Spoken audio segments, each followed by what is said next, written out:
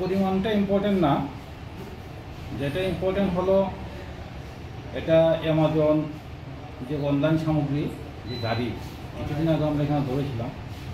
আজকে আমাদের কাছে খবর ছিল যে একটা কন্টেনার গাড়ি যেটার নাম্বার AS01PC818915 এই গাড়িটাতে করে গাঁজা পাচার হবে। তো গাড়িতে চেকিং হয়েছে, চেকিং করে 21 কেজি গাঁজা পাওয়া গেছে। এই গাড়ির যে ড্রাইভার রতন দেবনাথ, যার বাড়ি কাঞ্চনপুর, তাকে অ্যারেস্ট করা হয়েছে। চোরাইবাড়ি থানাতে একটা কেস হয়েছে, ইনভেস্টিগেশন চলছে। গাড়িটা কোথা থেকে আসছিল? যতটুকু আপনাদের কাছে শেয়ার করা যায় সেটা হলো আউটলক দিকে থেকে আসছিল, ওকে বলা হয়েছিল গুয়াহাটি নিয়ে যাওয়ার জন্য। স্যার আনুমানিক বাজার মূল্য কত হবে কালো বাজার? বাজার মূল্য কালো বাজারের মূল্যের মধ্যে বিরাট ডিফারেন্স। তো বাজার মূল্য প্রায় 3 লাখ টাকার মতো হবে।